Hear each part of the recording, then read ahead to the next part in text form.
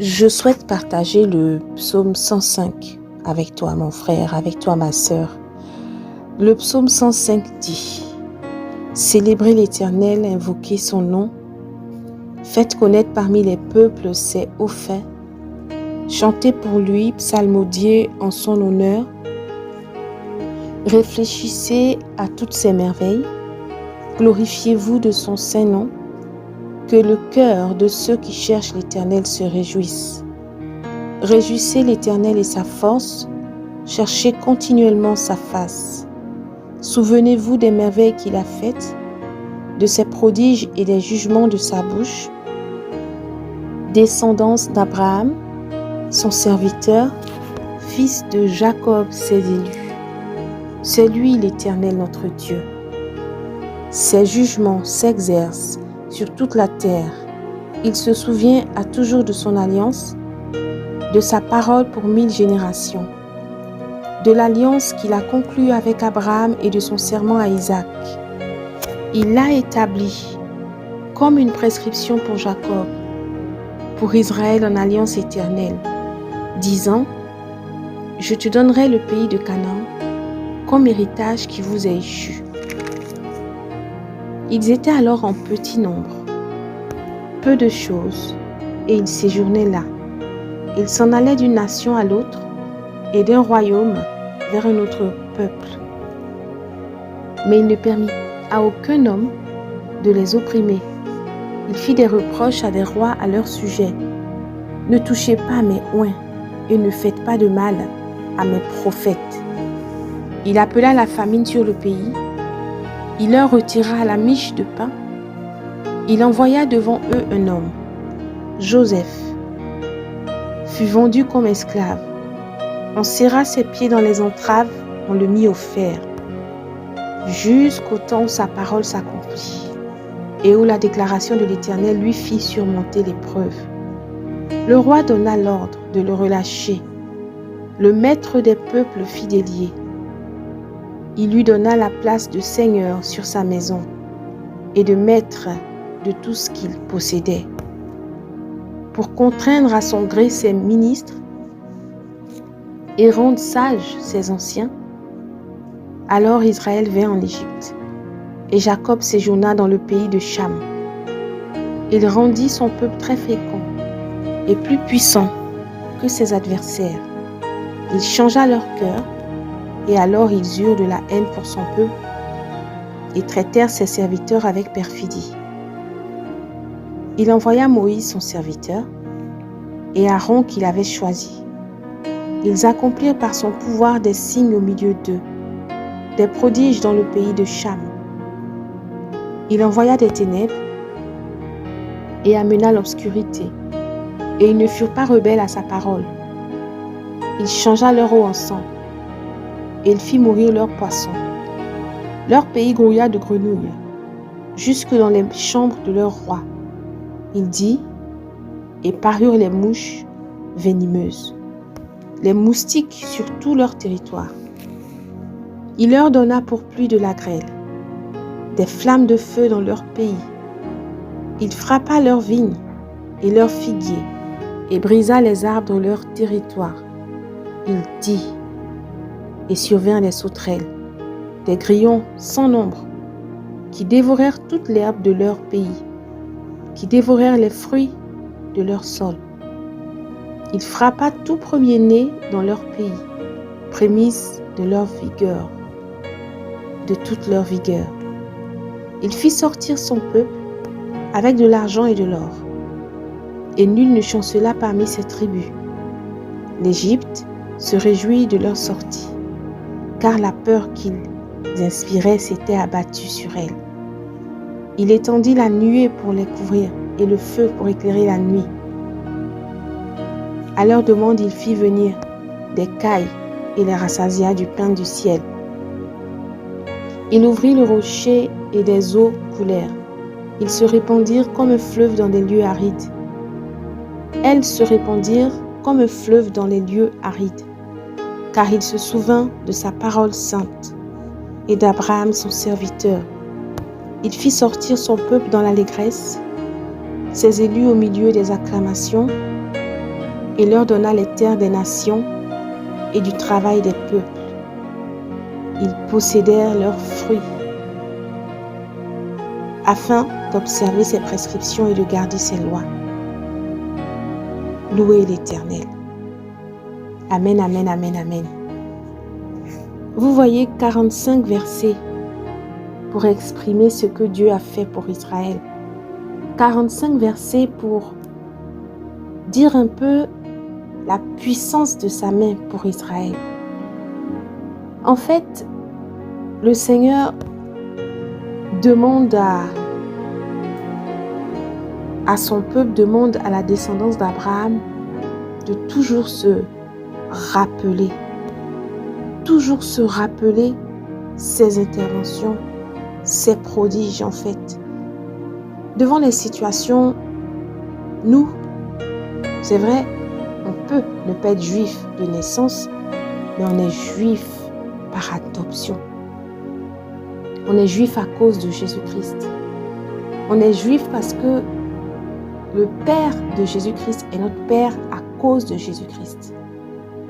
On est juif parce que grâce au sacrifice de Jésus-Christ à la croix de Golgotha, on a accès au trône du Dieu de gloire. Jésus dit qu'on sera assis près de lui. Donc on sera aussi près du Père. Et ça, c'est une prérogative. Et quand on a des moments difficiles, n'oublions pas cette prérogative en tant qu'élu de Dieu.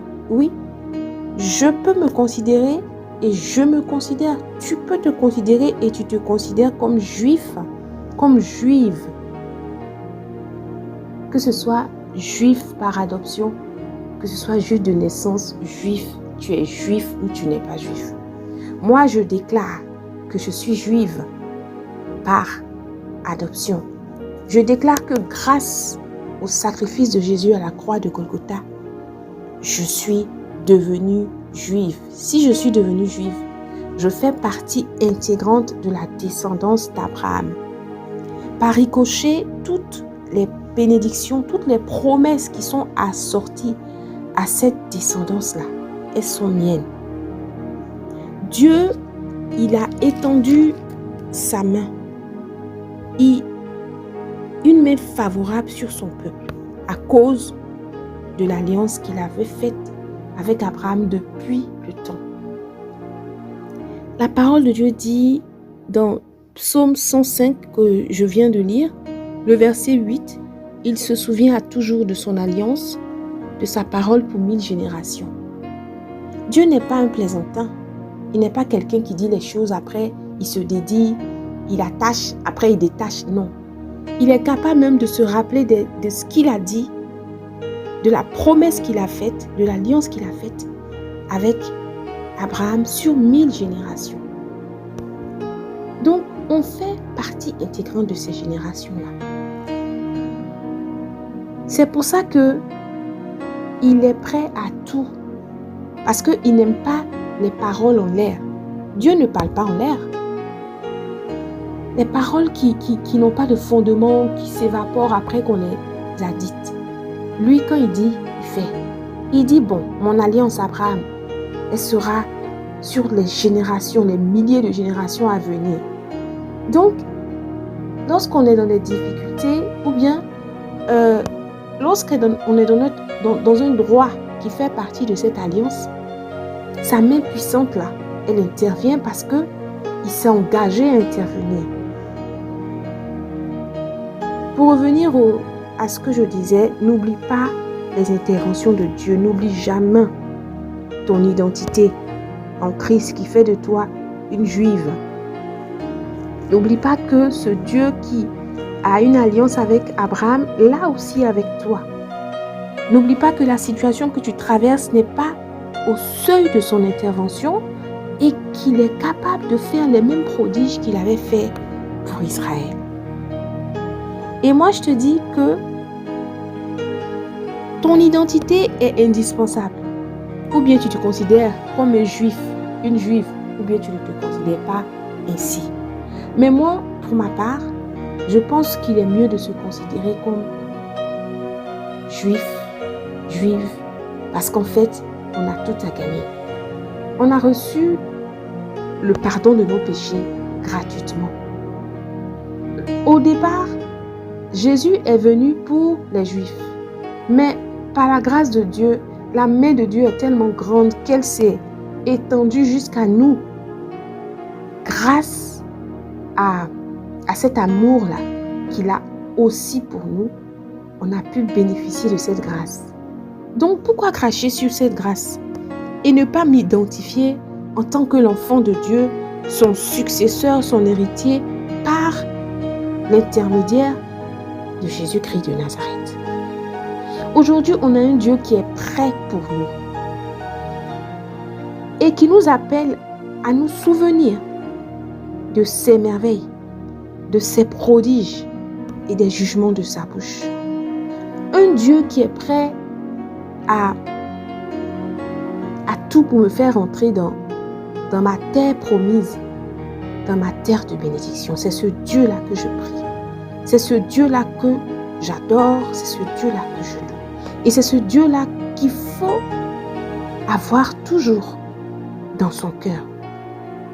Et comme je disais, pour te faire entrer dans ton Canaan, il est prêt à tout. Il est prêt à ne permettre que personne ne t'opprime. Oui, personne ne t'opprimera. Il est prêt à faire des reproches même au roi à notre sujet en leur ordonnant de ne pas nous toucher ni nous faire du mal. Oui, c'est un Dieu qui protège, il ne fait pas les choses à demi-mesure. Et il est prêt à appeler la famine sur le pays de nos ennemis. Si nos ennemis s'amusent là, il est prêt à créer une famine pour les punir parce qu'ils sont en train de s'opposer à ce qu'il a déclaré dans notre vie. Et il est prêt aussi à te donner la richesse de tes ennemis. Cette même richesse des autres peuples qu'il a donné à Israël. Quand Israël sortait de l'Égypte, les Égyptiens eux-mêmes, ils étaient tellement dégoûtés par tout ce qui leur était arrivé qu'ils leur ont jeté l'argent, leur allait prôner, partez. Oui, ils sont sortis d'Égypte totalement bénis. Et Dieu est capable, c'est à lui la richesse. Donc si il a permis que les Égyptiens rendent cette richesse à Israël, elle n'existait pas auprès d'Israël, c'est Dieu qui a donné. Donc Dieu est capable de te donner une richesse que tu n'as jamais vue de tes yeux. Donc vraiment, rappelons-nous que les interventions de Dieu, les prodiges de Dieu et tout ce qu'il dit de sa bouche n'est manifesté que au travers de l'alliance d'Abraham. Devant les tribulations, les épreuves, n'oublions pas que nous sommes juifs par adoption, mais juifs aussi tout court, et que nous avons la même identité devant le Père concernant l'alliance d'Abraham. Travaillons à rester scotchés au Seigneur. Travaillons à garder notre feu de prière pour que, puisqu'on fera ce qu'il voudra au niveau de la prière, on sera attaché à sa parole, il pourra manifester cette alliance-là dans notre vie. Et ma foi, nous sommes gagnants au bout du compte. Alors que Dieu te bénisse et que ce petit partage te fasse énormément du bien, te fasse ne pas oublier que tu es juive et que rien ne t'empêchera d'entrer dans ton Canaan parce que Dieu a tout mis en place pour que tes ennemis se plient à ce projet qu'il a avec toi d'entrer dans ton Canaan et que rien ne te dérangera sur ta route parce qu'il a déjà écrit ce passage, cette arrivée de ton Canaan est déjà prémédité par le Dieu de gloire. Et que tout l'honneur revienne au Père, au Fils, au Saint-Esprit. Amen, amen, amen.